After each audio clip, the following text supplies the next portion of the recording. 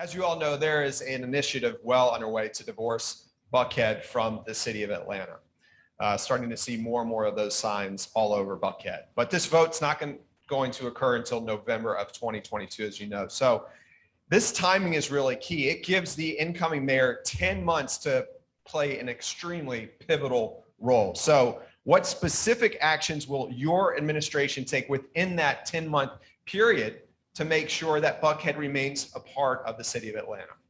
Mr. Dickens. We're going to always start with me, huh?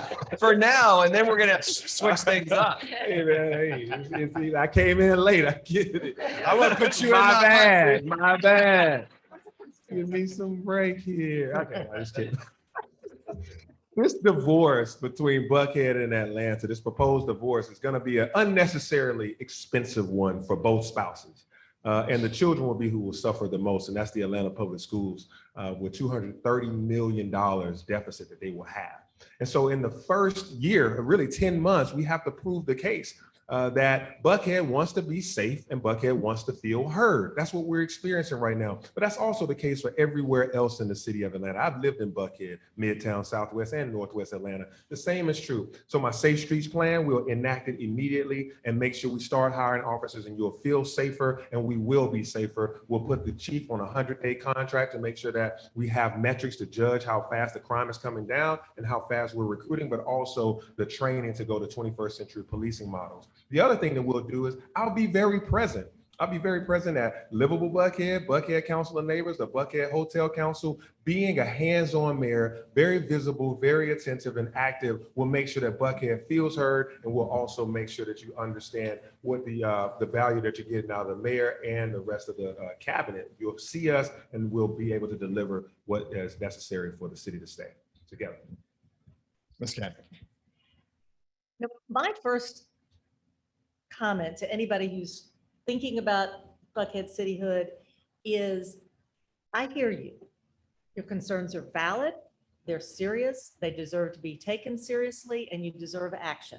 What I would do first day one as mayor is move swiftly to implement the public safety plan, focus on the hot spots, focus on police training, focus on the short-term things that can really turn around this violent crime wave we're experiencing before it becomes entrenched.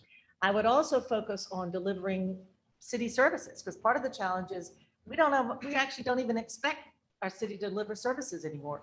You can't get a business license on time, you can't get an alcohol license on time, you don't even expect your potholes to be filled or your trash to be picked up.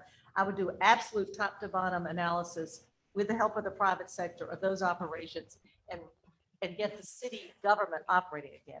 But the other thing we have to do is stop being so top down. Part of the zoning issue, which I think we're going to get to, is a result of top down decision making, which doesn't make any neighborhood feel heard. And I would change that. Ms. King. Buckhead, if you think your taxes are high now, just wait. I mean, you're going to end up paying for things that you have not had. The success stories that you've heard have been from unincorporated areas that have incorporated. You will be buying and building public schools, a police department, setting up an election. Yes, it's doable. Can you afford it? Do you want to afford it? Do you want to live in Buckhead City or have the world-class name of Atlanta? As business owners, you need to think about that and what that brings. I would also put a city hub of services in the north part of Atlanta. We've annexed Emory and added nothing. For our service department and employees, they have to drive an hour to get here. That's an hour out of their day that they are not getting to be able to actually perform their job by the time, as you know, traffic comes through. So I think looking at that, also working with the police department, working with our water boys, going ahead, giving them mentors and getting them to safe places to earn a living. Mr. Reed. Well, I actually think folks in Buckhead are sick of talking. What I would do is in 180 days, I would reduce crime and violence. Until you reduce crime and violence, I don't think we're going to have meaningful conversations about the rest. I'd also assure the people of Buckhead that I would not raise their taxes to do it. During the 8 years I was mayor, I never raised your taxes and I never raised your water rates. In addition to that, I would emphasize that I am the candidate that has the support of the police and of the firefighters, the individuals who are on the front line of providing public safety for all of you. And so rather than talk about it, I would point to my record as mayor, where 7 out of 8 years, less than 100 people lost their lives. 1 year it went up to 110. We brought it back down shortly thereafter. I'd also launch an effort to hire a first-rate police chief and rebuild the command staff.